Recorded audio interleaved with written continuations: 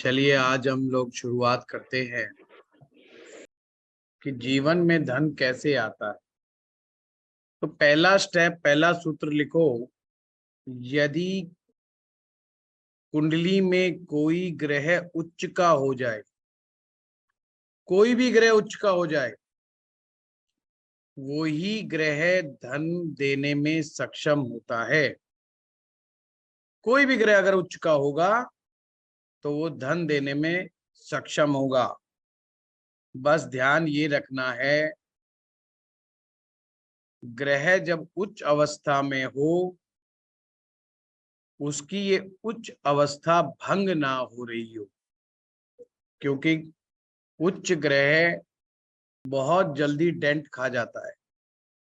उच्च राशि में बैठा हुआ ग्रह बहुत जल्दी डेंट खा जाता है। अगर कुंडली में उच्च का ग्रह है और अगर वो बिल्कुल सेफ है तो निश्चित रूप से वो अकेला ग्रह आपको बहुत धन देने में सक्षम होता है। दूसरा, किसी भी प्रकार का राजयोग यदि कुंडली में बन रहा है, किसी भी प्रकार का राजयोग कुंडली में बन रहा है, तो व्यक्ति को बहुत ज्यादा धन प्राप्त होने का योग बनता है। किसी भी प्रकार का नीच भंग राजयोग या विपरीत राजयोग बन रहा हो तो जीवन में बहुत धन आता है। यदि कुंडली में पंच महापुरुष राजयोग बन रहा हो,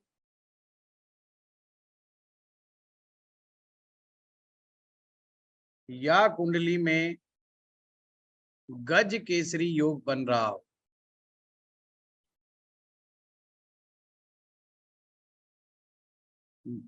धर्मा कर्माधिकारी योग,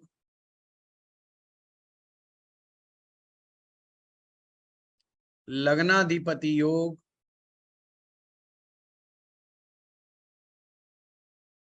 ये सारे के सारे वो योग हैं जो इंसान को अच्छी मात्रा में धन देने में सक्षम है।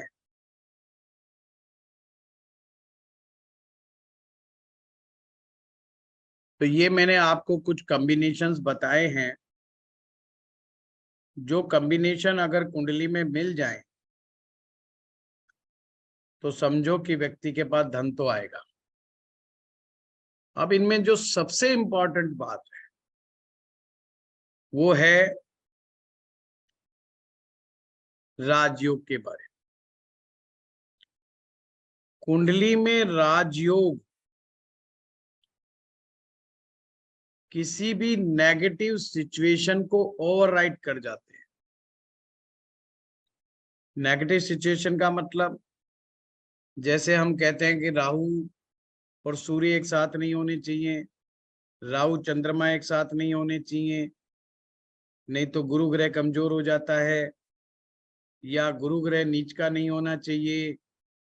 हम तरह तरह की चीजें हमने देखी, पर इन सब में ऊपर अगर कोई भी कुंडली में राजयोग का निर्माण किसी प्रकार से भी हो जाए तो फिर मेरे भाई कोई सिचुएशन बन जाए, व्यक्ति के पास धन बहुत आता है। जैसे हम कहते हैं कि चंद्रमा धन की लिक्विडिटी का प्लेनेट है, और अगर कुंडली में राजयोग बन जाए, चंद्रमा बेशक नीच राशि में बैठा हो, फिर भी ये समझिएगा बहुत पैसा आता है। तो मैं बहुत सारे नेताओं को जानता हूं जिनके चंद्रमा नीच राशि में बैठे, और आपको बताने की जरूरत नहीं कि हमारे देश के नेता कितने अमीर होते हैं, ये कहने सुनने की जरूरत नहीं। तो इसका मतलब वो सूत्र काम नहीं किया। तो जब हम कहते हैं चंद्रमा हमारी लिक्विडिटी का प्लेनेट है, इसका मतलब हम कह रहे हैं ये साधारण कुंडलियों पर ये रूल इंप्लीमेंट होता है, पर जो राजयोग वाली कुंडलियां होती हैं उनमें ये रूल इंप्लीमेंट नहीं होता है, बल्कि चंद्रमा का नीच राशि में होना, चंद्रमा का कमजोर होना बेनिफिशियल हो जाता है। थोड़ा बहुत गुरु ग्रह का दुष्प्रभाव में होना बेनिफिशियल हो जाता है। यही कारण है कि हमारे ज्योतिष के विद्यार्थी कंफ्यूज हो जाते हैं। जब वो बेसिक ज्योतिष में सीखते हैं कि भाई जो धन का कारक ग्रह है वो बृहस्पति है, लिक्विड कैश का चंद्रमा है, शुक्र है, और जब वो नेताओं की कुंडलियों में, बड़े बड़े अफसरों की कुंडलियों में देखते हैं कि ये ग्रह पिटे पड़े हैं, तो वो सोचने पर मजबूर हो जाता है यार ये फिर प्रॉब्लम क्या होगी। हमारे नेताजी का तो चंद्रमा भी पिटा पड़ा है, शुक्र भी पिटा पड़ा है। तो वो ये सोचने पे भी मजबूर हो जाते हैं जब वो पढ़ सीखते हैं कि शुक्र ग्रह लग्जरी का सबसे बड़ा ग्रह है, फिर वो ये भी सोचते हैं कि नेताजी के पास तो लग्जरी की कोई कमी भी नहीं है और शुक्र भी कमजोर है। इसका तात्पर्य क्या है? तो जब आप एस्ट्रो पाठशाला में सीखते हैं, किसी बड़े कोर्स को ज्वाइन करते हैं, तो फिर उसकी डिटेल में चर्चाएं चलती, तो वो चीज आपको डिटेल में कभी मैं वेल्थ एस्ट्रोलॉजी बढ़ाऊंगा तो आपको सीखने को मिलेगा। अभी के लिए हमने मेन मुख्य बातें याद रखनी है कि जो भी राजयोग बने तो उस राजयोग को बनाने के लिए एक ग्रह यानी कि सूर्य, बिना सूर्य की ताकत के, बिना सूर्य की शक्ति के राजयोग का निर्माण नहीं हो सकता। और अक्सर कई बार, आज ये D1 की बात कर रहा हूं, नेटल चार्ट की, इंदु लगन की बात नहीं कर, जो आपकी मेन कुंडली है मैं उसी की चर्चा कर रहा हूं। ज्योतिष में ना धन देखने के बहुत सारे तरीके हो सकते हैं, जरूरी नहीं कि कोई एक ही टेक्निक अपनाओ। हाँ, इंदु लगन की टेक्निक अपने आप में एक इंडिपेंडेंट टेक्निक है, वो बात अलग है, पर हम D1 चार्ट से भी धन देखते हैं। अब हमने देखना है, एक एक चीज पे चर्चा करता हूं कि लग्नाधिपति योग क्या होता है। लगन का स्वामी यदि लगन में ही बैठ जाए तो लग्नाधिपति योग होता है। लगन का स्वामी लगन में बैठ जाए तो लग्नाधिपति योग होता है।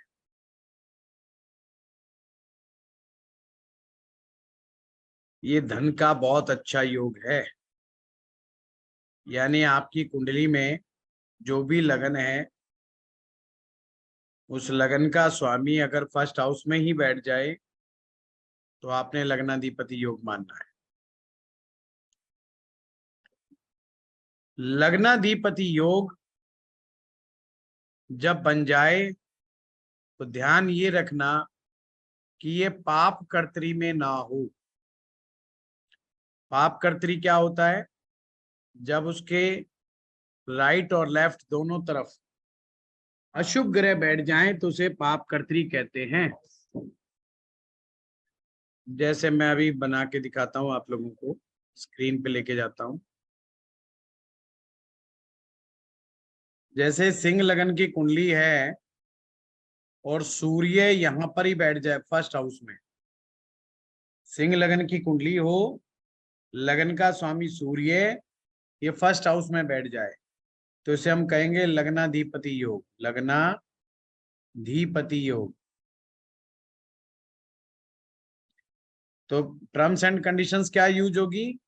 सेकंड हाउस में और 12वें भाव में कोई पाप ग्रह ना बैठे, यानी उसका कोई शत्रु ना बैठे, जो ग्रह लगन में बैठा हुआ है उसके दोनों तरफ कोई शत्रु ग्रह ना बैठे, यानी सेकंड में, यानी कि कन्या राशि में जैसे यहाँ शनि बैठ जाए,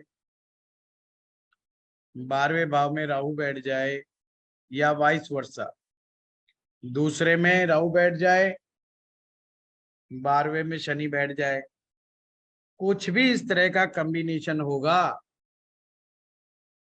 तो ऐसा लग्नाधिपति काम नहीं करके देता।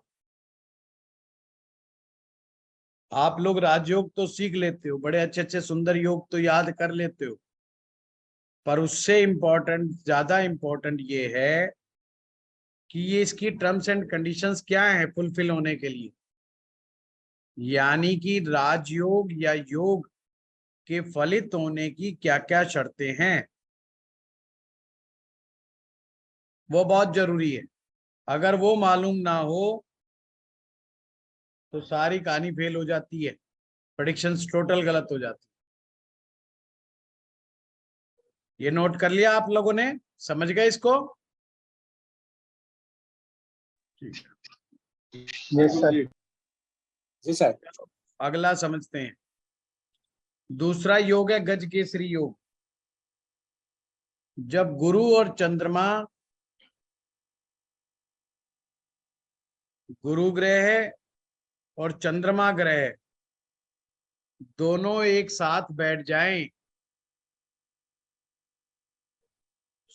गुरु और चंद्रमा एक साथ बैठ जाएं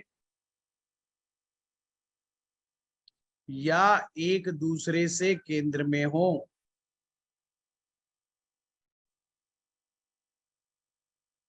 ये एक प्रकार का बड़ा राजयोग है गज केसरी योग।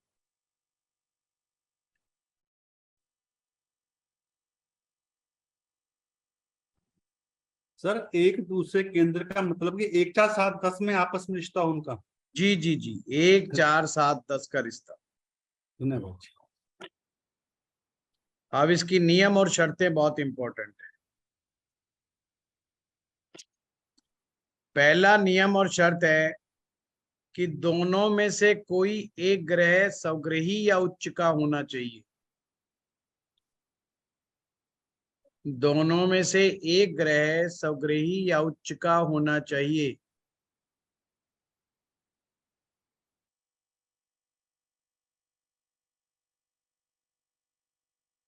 शर्त नंबर 2, दोनों में से कोई भी ग्रह कमजोर नहीं होना चाहिए।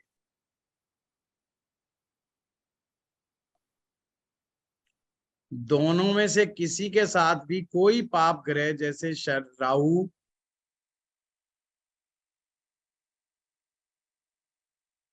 शनि या केतु नहीं बैठना चाहिए।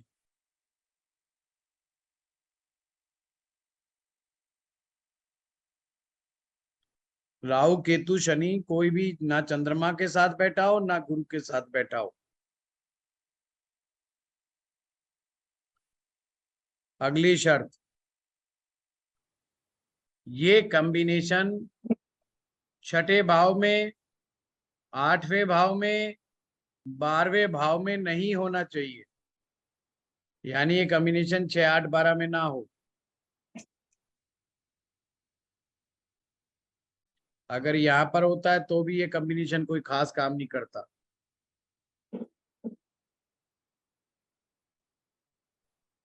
सर अगर ऐसे में सर चलित चार्ट में अगर एक प्लैनेट आगे पीछे हो जाए तो केंद्र का योग बनता हो, लेकिन चलित में अगर आगे पीछे हो जाए तो हम उसे कंसिडर करेंगे?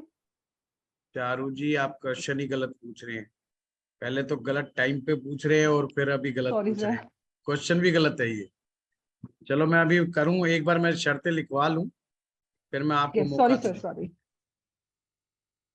तो आप नोट करें कि चंद्र और गुरु 6 8 12 में नहीं होने चाहिए। अगर ये गज केसरी योग इन सभी शर्तों को फलीभूत करता है तो गज केसरी योग माना जाएगा। मैंने अभी लिखवाया है, आप कह रहे हो मून कंबस्ट हो, तो मैंने अभी लिखवाया ना कि दोनों में से कोई भी ग्रह कमजोर नहीं होना चाहिए। कमजोर ग्रह का मतलब कोई भी नीच का नहीं होना चाहिए, कोई भी अस्त नहीं होना चाहिए, कोई भी पाप ग्रह के साथ नहीं होना चाहिए। गज केसरी योग की यह पहचान होती है कि ऐसे व्यक्ति का पिता भी धनाढ्य होता है या कोई प्रसिद्ध व्यक्ति होता है। या तो दोनों बातें मिलेंगी, पिता धनाढ्य भी होगा, प्रसिद्ध व्यक्ति भी होगा, और अगर वो धनाढ्य ना भी हो तो कम से कम वो प्रसिद्ध व्यक्ति जरूर हो। तो समझे कि गज केसरी योग फलित हो रहा है। गज केसरी योग के बारे में मैं ज्यादा इसलिए बोल रहा हूं, ये अक्सर आम लोगों की कुंडलियों में ये योग मिल जाता है, साधारण कुंडलियों में भी ये योग मिल जाता है, और ज्योतिषी कंफ्यूज हो जाता है और उसको बेचारे को कह देता तेरा तो गज केसरी योग बना हुआ है, वो भी खुश खुश घूमता रहता है कई साल तक। बाद में वो टेंशन में आ जाता है कि मेरा गज केसरी योग फलित क्यों नहीं हो रहा है। तो हर कॉम्बिनेशन के पीछे नियम और शर्तें लागू होती हैं। अगर वो नियमों को, उन शर्तों को पूरा करता है तो ही कोई योग राजयोग के फल देने के में सक्षम होता है।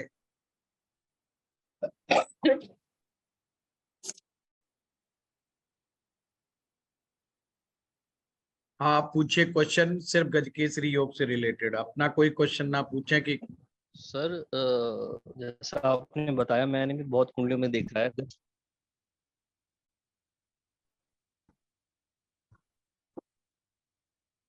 आवाज ही खत्म जी हुई। सर। कौन बोल रहा है? जी सर, गुरुजी नमस्कार जी। तो किशन शर्मा सर। एक तो भैया देखो, आप लोग है ना कैमरे पे आके बोला करो। कैमरा ऑफ करके बैठना किसी की मजबूरी है तो बात अलग है, नहीं कैमरे पे आइए।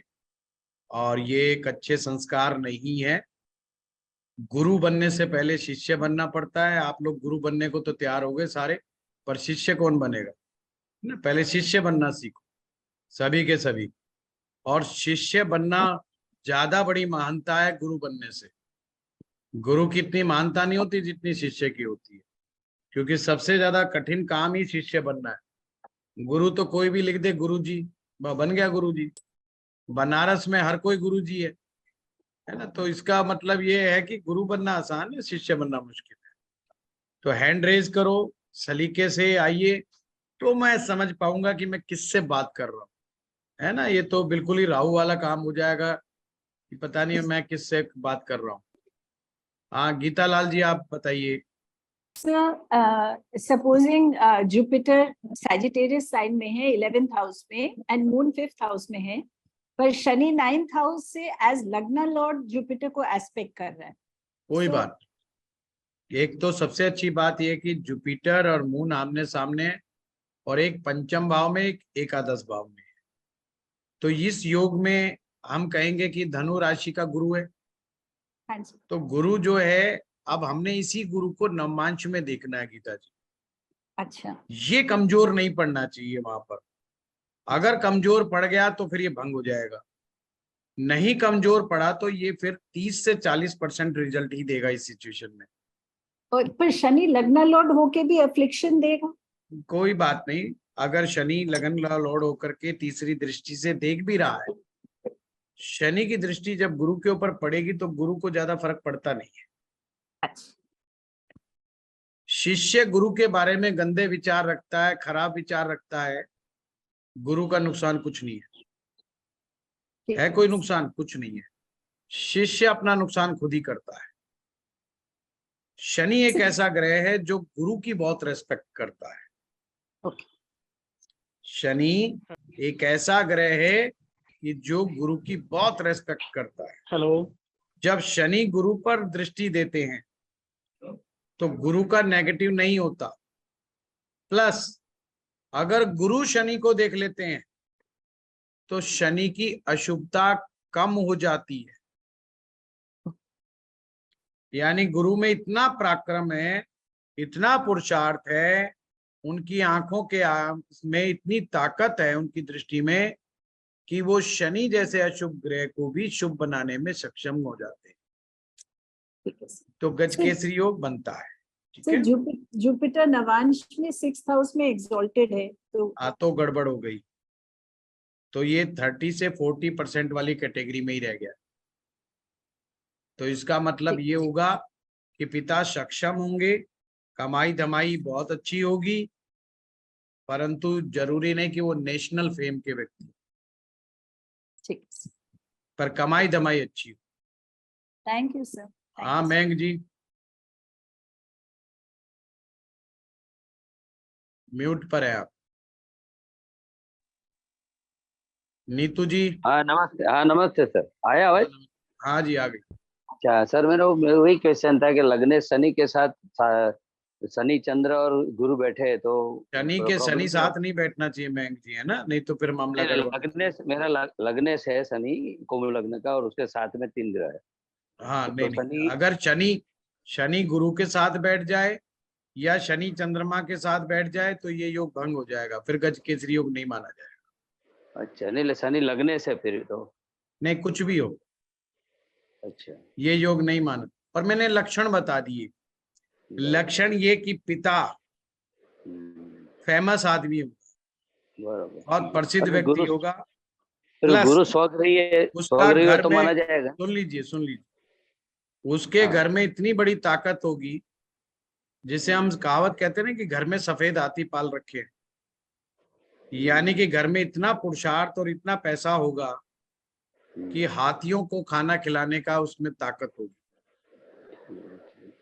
गज मैंने हाथी, केसरी शेर सिंह के समान, कि फेम होगा शेर की तरह, कि उस शहर में जाकर के कोई पूछ ले फलाने राम का घर कहाँ है, तो रिक्शा वाला, तांगा वाला, हर कोई जानता है, अच्छा फलाने राम जी, अच्छा जी, हम सब जानते हैं। तो जैसे कोई प्रसिद्ध आदमी होता है कहीं पर, उसके घर के बारे में कहीं पूछ लो, हर कोई जानता है।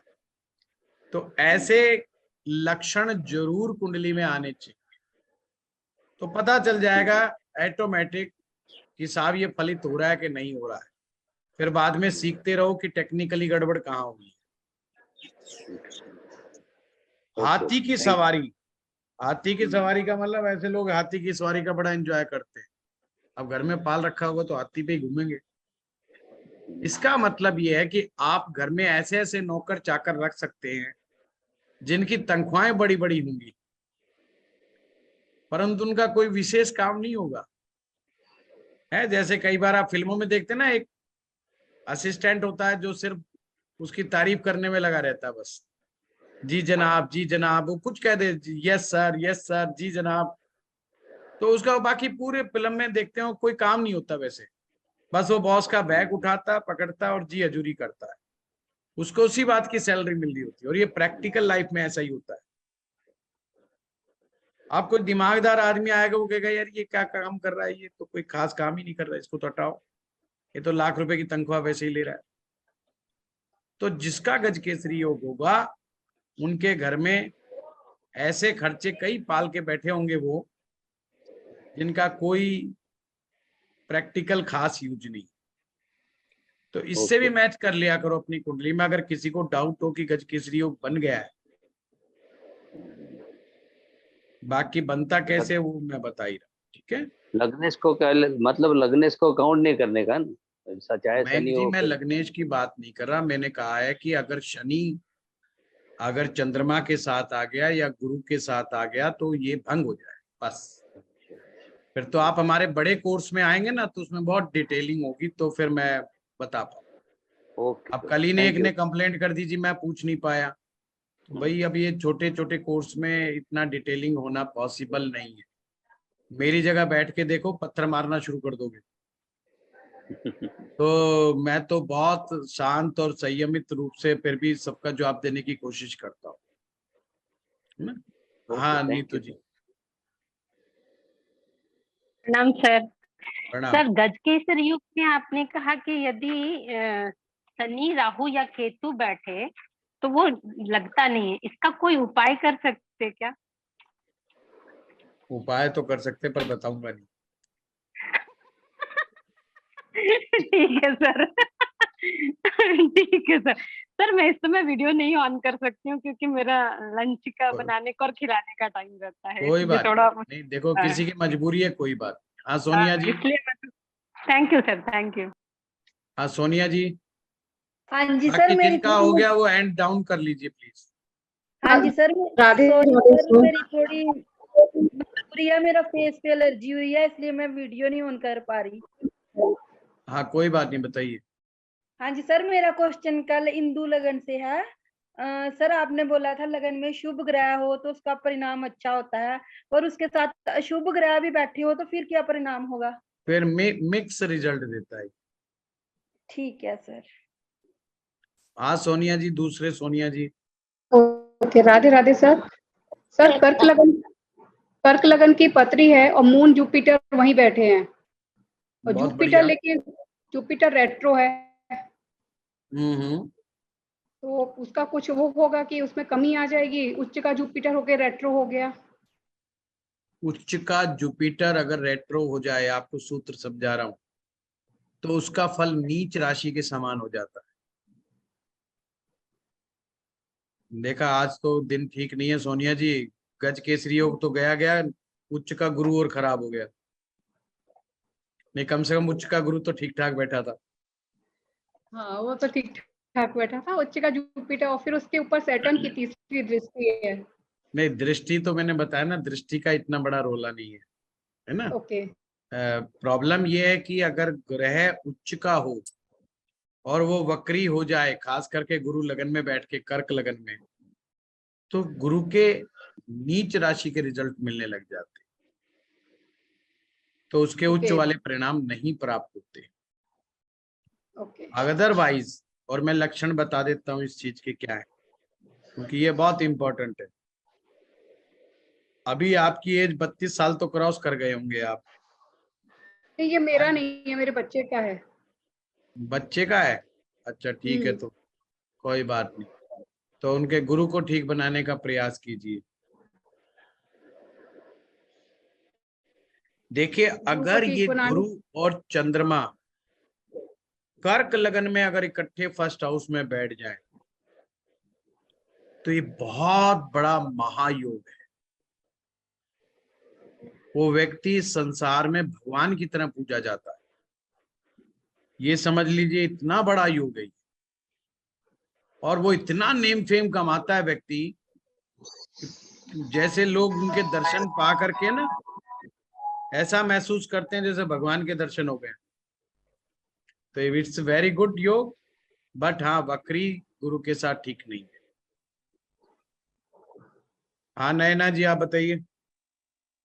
तो सर उसके लिए क्या सर क्या कर सकते हैं वो तो बता दीजिए। अब इसमें आप अकेले को बताऊंगा ना तो फिर देख लो नैना जी लिख देंगी कि देख लो मेरा नंबर नहीं आया, तो अभी मैंने नैना जी का लिखा था नंबर सर। लगाने दो। हाँ बताइए नैना जी। हाँ वही गुरु मित्र राशि में हो तो मित्र राशि में, मीन राशि में या धनु राशि में हो? अच्छा, सन की राशि मित्र नहीं होगी 5 नहीं नंबर? नहीं नहीं नहीं, केवल धनु राशि, मीन राशि, मित्र राशि से नहीं बनता। और ये उच्च का गुरु का जो अभी आपने बोला ना, रेट्रो हो जाए तो जैसे नीच राशि में हो रेट्रो हो जाए तो उच्च के फल देगा? हाँ बिल्कुल उच्च के फल देगा। ओके, बिल्कुल उच्च के देगा, थैंक पर उच्च के कैसे देगा वो कभी मैं समझाऊंगा आपको डिटेल में, क्योंकि इसका फर्स्ट हाफ नीच का परिणाम दिखाता है, सेकंड हाउस में उच्च की तरह रिजल्ट देता है। ओके।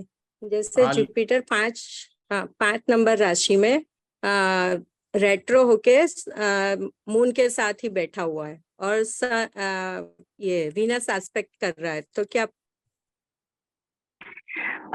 मुझे थोड़ा सा कहना है, आप लोग अपनी अपनी कुंडलियों को लेके बैठोगे तो नहीं, सर का कुंडली ठीक अपनी नहीं है, किसी की याद रहेगी कोई बात नहीं, कल नैना जी ने लिखा तो था, वो है, पर्सनल इसीलिए नहीं मैं है, बता रहा हूँ ये पर्सनल नहीं। प्रॉब्लम हाँ होती मैंने लिखा था। है।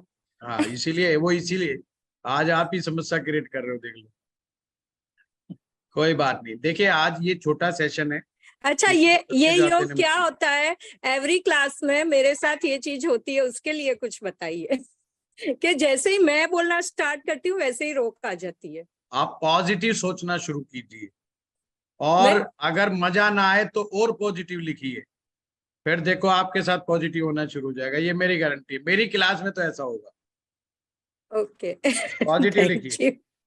हाँ लीना हाँ जी। हाँ सर, वो बताया नहीं आपने। नैना जी मैंने वो ध्यान से सुना नहीं, वो क्या बोला आपने, मैं समझा ही नहीं। मैं बात जैसे आ, सिंह राशि लियो में अगर लियो राशि में, हाँ हाँ लियो लियो राशि में जो, ना वो सौग्रही है, ना वो नीच का है, ना वो उच्च का है गुरु।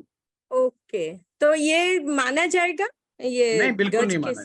नहीं नहीं ओके, बिल्कुल जुपिटर और मून दोनों ही साथ में है तो भी नहीं माना जाएगा। नहीं। नहीं वो बस जुपिटर मून का एक साथ होना बड़ा अच्छा माना जाता है, इन टर्म्स ऑफ कि ये व्यक्ति को जीवन में अच्छा भोजन देता है, अच्छा रहन सहन, सुख के सुख सुविधाएं देता है।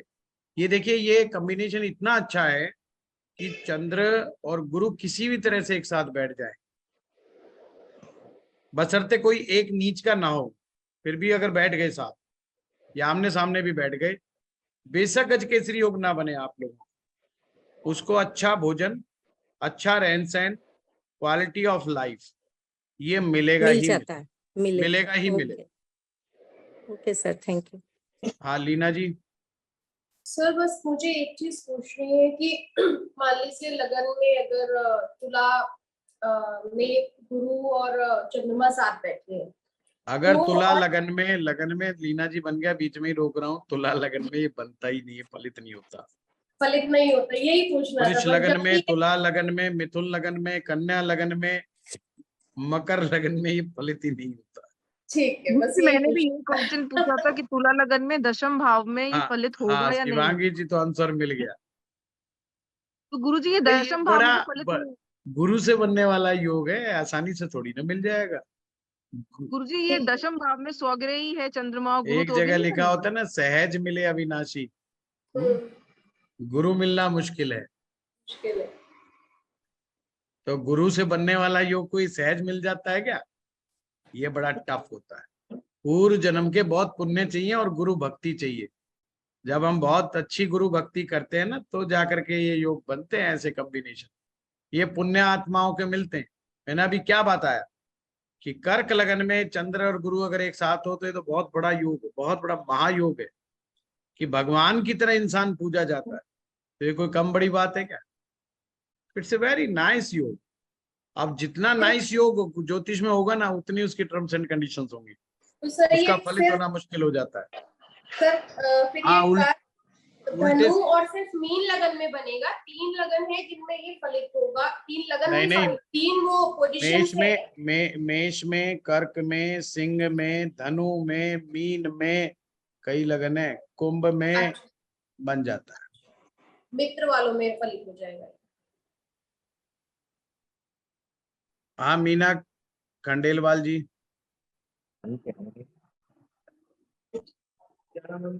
सर जी प्रणाम। आप प्रणाम। बहुत अच्छे से समझाते हैं, तो बहुत सारे क्वेश्चन है ना सॉल्व हो रहे हैं आज। एक क्वेश्चन मेरा था, यदि मीन लगन में 4th हाउस में जैसे चंद्रमा है और उसके फ्रंट में 10th हाउस में गुरु है, लेकिन वो शुक्र के साथ है, तो कोई बात क्या नहीं, हम इसको मानेंगे? हम मानेंगे कि ये पूरी तरह फलित नहीं हुआ। अच्छा, मैंने शुक्र शुक्र है इसलिए फलित नहीं होगा। इसलिए पूरी तरह फलित नहीं हुआ क्योंकि ये मीन लगन है। मीन लगन के अंदर 2 रीजन हो गए यहाँ पर। एक तो गुरु यहाँ पर स्वग्रही हो गया दशम भाव में, वही तो ये सोच रही थी मैं। केंद्राधिपति 2 योग दोष फंस गया इसमें। दूसरा दोष शुक्र बन इसमें गया। पापक ग्रह, शुक्र अपने आप में पापक है। गुरु के लग्नों में शुक्र और शुक्र के लग्नों में गुरु पापक होता है। अच्छा, तो पापक ओके। ग्रह के साथ बैठने से, लग्नेश पापक के साथ होने से या गुरु पापक ग्रह के साथ होने से ये योग पूरी तरह से फलित नहीं होता। थैंक यू सर, आज बहुत यही मैं सोच रही थी। Thank you so much. ओ ये योग के बारे में ज्यादा चर्चा ना करें, बहुत सारे लोगों के दिल टूट रहे हैं आज, तो ठीक नहीं है। बनाए रखो भाई गज केसरी योग, हाथी की सवारी करते रहा करो, इसका बनने का योग यही है। हाथी की सवारी करो, हाथियों को पालो, हाथियों को खाना खिलाओ, वेरी डिफिकल्ट। बेचारे बहुत आज निराश होंगे। अब मुझे याद आ रहा है कि ठीक नहीं, कईयों के बने पड़े हैं, बनाए रखो। कल्पना जी। प्रणाम सर। सर जैसे हमने बोला कि आपने बताया कि गुरु अगर उच्च का हो, रेट्रो हो जाए तो नीच के रिजल्ट्स देता है, हाँ। ऐसी सैटर्न अगर उच्च का हो, रेट्रो हो तो वो भी नीच के रिजल्ट्स देगा? नीच के रिजल्ट दे देता है, बिल्कुल आपने सही कहा। बट एक चीज कल्पना जी रोक रहा हूँ, मैटेरियलिस्टिक चीजों में नीच के रिजल्ट नहीं देगा। अच्छा। मैटेरियलिस्टिक चीजों में, या जैसे मॉनेटरी गेन है, फाइनेंशियल गेन है, मैटेरियलिस्टिक थिंग्स हैं लाइफ में, लग्जरी चीजें हैं, उनमें वो अड़चन नहीं अड़ाएगा। अच्छा। बट अदर चीजों में प्रॉब्लम डाल देगा। जैसे लिविंग चीजें, जैसे शनि का कारक होता है चाचा ताऊ। चाचा ताऊ हमें सपोर्ट नहीं करेंगे कभी भी, या चाचा ताऊ का सुख ही नहीं मिलेगा उन्हें। चाचा ताऊ कितनी दूर रहते हैं पता ही नहीं, या तो होंगे ही नहीं, वो होंगे तो कोई रिजल्ट्स नहीं आएगा उसका बढ़िया। नौकर, उनके वहां पे नौकर का टिकना, खास करके उसका असिस्टेंट खुद का अपना, अगर वो स्पेशल एक असिस्टेंट रख लें तो असिस्टेंट बड़ा परेशान रहेगा और वो असिस्टेंट से परेशान रहेगा। अच्छा, ये होता है, ठीक है ना। हाँ। और दूसरी चीज सर, आपने मुझे से बोला कि जो जुपिटर गुरु की राशि में, मतलब शुक्र गुरु की राशि में ठीक पाप ग्रह बन जाता है, लेकिन शुक्र तो गुरु की लग्नों राशि में, कल्पना जी लग्नों में। क्योंकि उच्च का भी शुक्र 12वें उसमें होता है। कल्पना जी मैं फिर से कह रहा हूँ, मैंने बोला है लग्नों में। अच्छा, लगन में। गुरु के लग्नों में, गुरु के लगन है धनु अगर लगन, शुक्र, मीन अच्छा। लगन, धनु लगन, मीन लगन। शुक्र पापक हो जाता है शुक्र के लग्नों में, यानी कि तुला लगन, वृष लगन, नहीं, इनमें गुरु पापक हो जाता है। Okay, thank you sir, thank you sir, ये thank you so much. Parashar Rishi के गोल्डन सूत्र हैं। भगवान से प्रार्थना करो कि मैं आप लोगों को वैदिक ज्योतिष पढ़ाऊं तो आनंद आए, आनंद की गंगा बहेगी। लोग कहते हैं ज्योतिष, वैदिक ज्योतिष में मजा नहीं आता। मैं कहता हूँ मुझे कोई टॉपिक दे दो, उसी में मजा पैदा कर देंगे। सर वैदिक जोशी, खुद को आइडिया नहीं होता। वैदिक की क्लासेस कब लेंगे सर आप? अब देखो, भगवान से प्रार्थना करनी पड़ेगी, मैं तो कह रहा हूँ। अभी तो फिलहाल लाल किताब के ऊपर जोर दे रखा है। हाँ। लाल किताब का नया बैच 1 तारीख से शुरू हो रहा है, 1 जुलाई से मेरा। अब जिसने लाल किताब सीखनी है आनंदमय तरीके से, तो वो आ सकता है।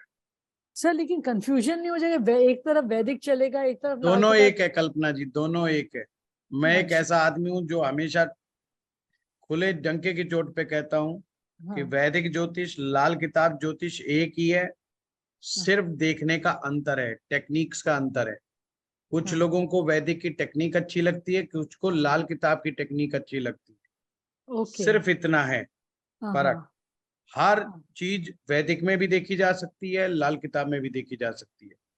बताने वाला, समझाने वाला सक्षम व्यक्ति होना चाहिए, सामर्थ्यवान होना चाहिए, कोई दिक्कत नहीं है। दोनों में लगभग जिनको दोनों आते हैं वो इस चीज को बड़े अच्छे से समझते हैं। कहने को कुछ भी कह दो। हाँ, ये है कि थोड़ा वैदिक में कोर्स बड़ा है, ये मैं मानता हूँ, कोर्स थोड़ा बड़ा है। लाल किताब में थोड़ा कोर्स छोटा हो जाता है, बस फर्क, इससे ज्यादा फर्क नहीं। बाकी और बल्कि मैं तो कहता हूँ ये एक दूसरे के पूरक है। बहुत सारी चीज अगर आपको वैदिक में नहीं समझ में आ रही तो लाल किताब के फार्मूले से बहुत जल्दी वो चीज पकड़ में आ जाती है। अच्छा। लाल किताब में बहुत सारी चीजें बहुत आसानी से दी हुई होती। जैसे अभी मेरा एक वीडियो आया 2 दिन पहले, जो बृहस्पति के ऊपर, कि आपका बृहस्पति सोना है या पीतल। पीतल, हाँ। अब वो क्या, देखो वो बिल्कुल, अगर जो वैदिक का जानकार भी होगा और उसको कंफ्यूजन किसी प्रकार का हो जाए, जैसे अभी कंफ्यूजन हो गया कि गुरु उच्च का तो है पर वक्री है, उन्हें समझ में नहीं आ रहा है इसको कैसे चेक करें। तो लाल किताब का वो फार्मूला अपना के देख ले, लाल किताब तुरंत वहीं बैठे बैठे कह दे कि D1 के अंदर ही के साहब ये मामला गड़बड़ है। अच्छा। अब उनकी कुंडली में दूसरे भाव में, 5वें में, 9वें में, 11वें में, 12वें में अवश्य ही राहु, बुध या शुक्र बैठे होंगे, या उनकी कुंडली में राहु चंद्रमा एक साथ होगा, या सूर्य चंद्रमा एक साथ होगा। बिल्कुल सही, राहु, बिल्कुल सही, बिल्कुल सटीक सर, बिल्कुल सही है ना। मीन्स हाँ, अनबिलीवेबल। लाल किताब D1 के अंदर ही सारा फैसला ऑन द स्पॉट कर देती है। लाल किताब सन्नी देओल की तरह है, अदालत भी यही होगी और फैसला भी यही होगा ऑन द स्पॉट। आपको डिविजनल चार्ट्स में नहीं जाना पड़ता।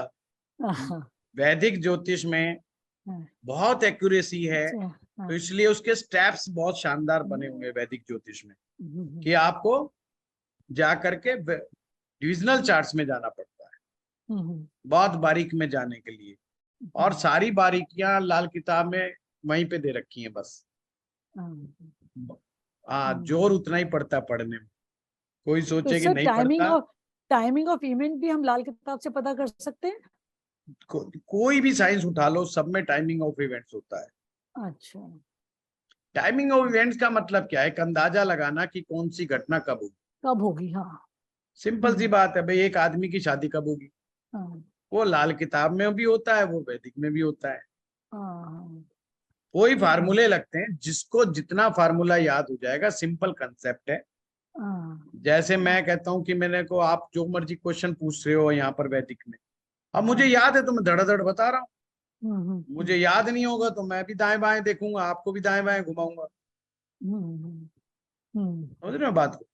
तो वो है, आपको कितना याद है कितना नहीं है, वो एक इम्पोर्टेंट बात है। ऐसे ही लाल किताब में भी ध्यान रखना पड़ता है कि किस ग्रह को देखने के लिए क्या करें, क्या ना करें, है ना। तो दोनों ही चीजें अच्छी हैं, मैं ये नहीं कहता कि कोई चीज बुरी है कोई चीज अच्छी है। हाँ, कुछ लोगों को वही समझ में आता है, कुछ आता है, वो एक अलग बात है। गुरुजी आपने लिखवाया विपरीत राजयोग में धन बहुत अच्छा आता है। विपरीत राजयोग में तो सर उसमें 6, 8 या 6, 12 आपस में लॉर्ड इधर उधर हो जाए, लेकिन अगर 6 का स्वामी 12 में और 12 का स्वामी 6 में आ जाए तो इसे विपरीत मानेंगे या एक्सचेंज मानेंगे? एक्सचेंज मानेंगे। तो इस धन के मामले में और ये कृष्ण जी, ये एक्सचेंज अच्छा नहीं। 6-12 का एक्सचेंज अच्छा नहीं। हाँ जी, ये एक्सचेंज मानेंगे।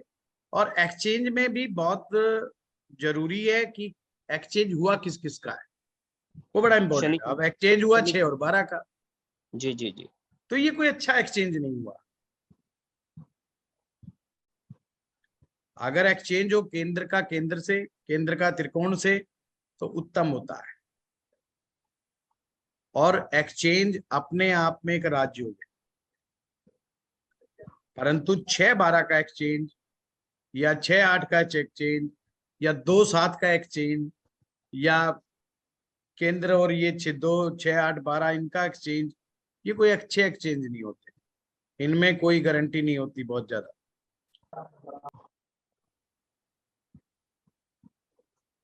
ठीक है, ठीक है, शुक्रिया।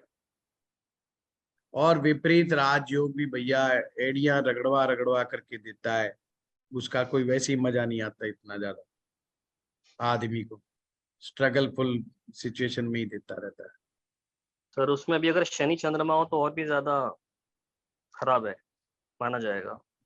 हाँ, मन को खराब तो कर ही दिया शनि चंद्र ने जी। आदमी का मन ही जब खराब हो गया तो फिर बेचारा क्या करेगा। शनि चंद्र का देखा जाता है, शनि चंद्र राजयोग भी हो सकता है, पर बहुत डीप साइंस है, टाइम लगेगा मुझे बताने में। अदरवाइज शनि चंद्रमा का अगर कॉम्बिनेशन कहीं पर भी हो जाए तो केतु उसका वैसे ही बिगड़ जाता है।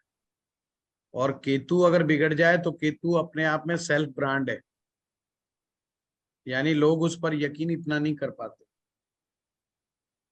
तो वो अगर वो किसी को कन्विंस करने की कोशिश करता है तो बहुत ज्यादा कन्विंस वो कर नहीं पाता चीजों के मामले में। तो कई ये रीजन होता है। हाँ Neeraj ji.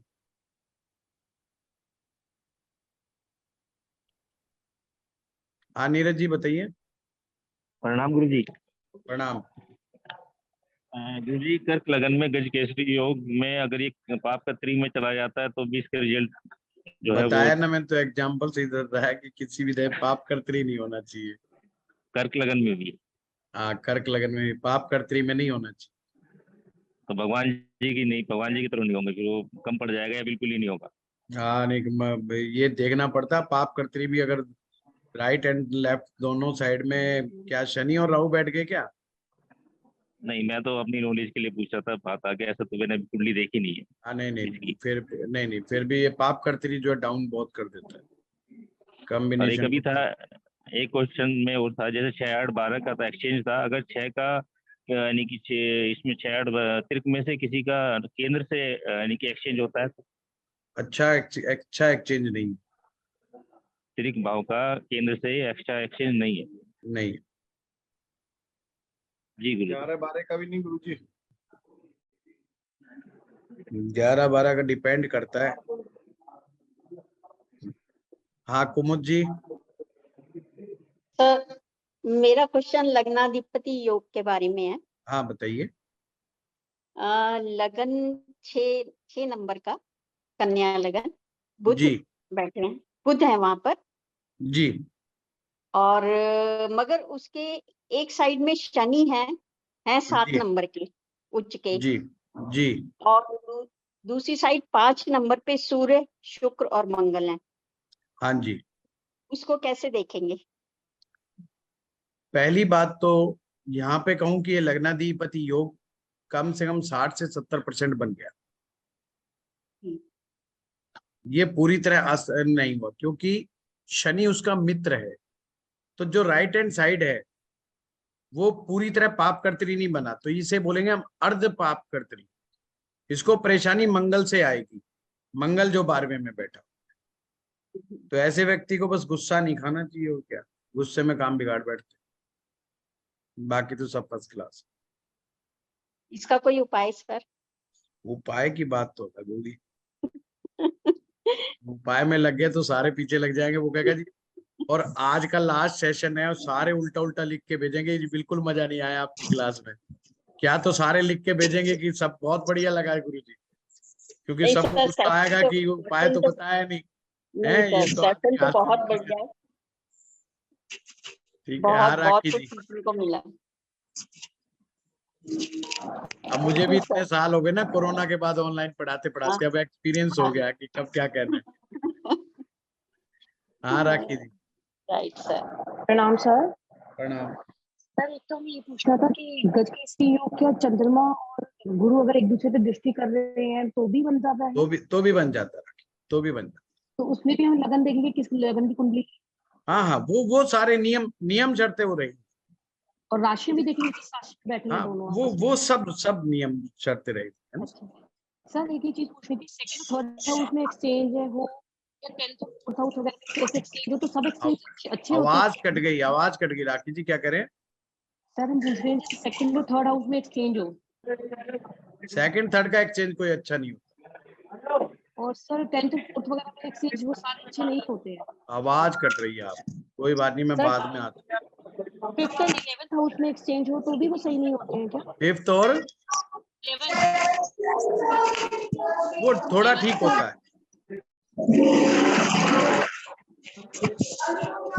Thank you.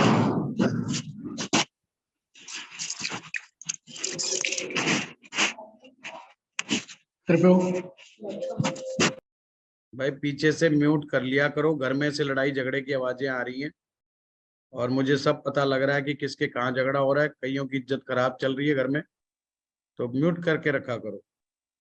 Sir 5th और 7th अच्छा कैसे हुआ? ठीक है जी। तो सूर्य 5th तो सूर्य का हो गया और 7th इन्होंने कहा 11वें और 12वें का, नहीं सॉरी 5वें और 11वें का। अच्छा राइट। गुरुजी। सागर जी प्रणाम। प्रणाम। जिनके हो गया वो अपने आप को हैंड डाउन कर लीजिए।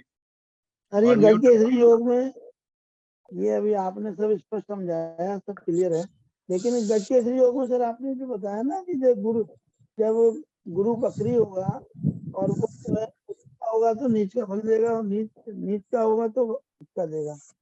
लेकिन मान लीजिए वो ना उसका है ना नीच का है, मान लो वो नॉर्मल में फिर अलग चीज हो गई ना सागर जी, फिर तो मामला ही अलग जोन में चला गया। बकरी है मान लो, बेशक बकरी हो गए तो फिर आपने देखना कि ये बकरी करे क्या रिजल्ट, फिर वो उसमें गजकेसरी वाला मामला ही वो अलग चला गया, अलग जोन में चला गया ना।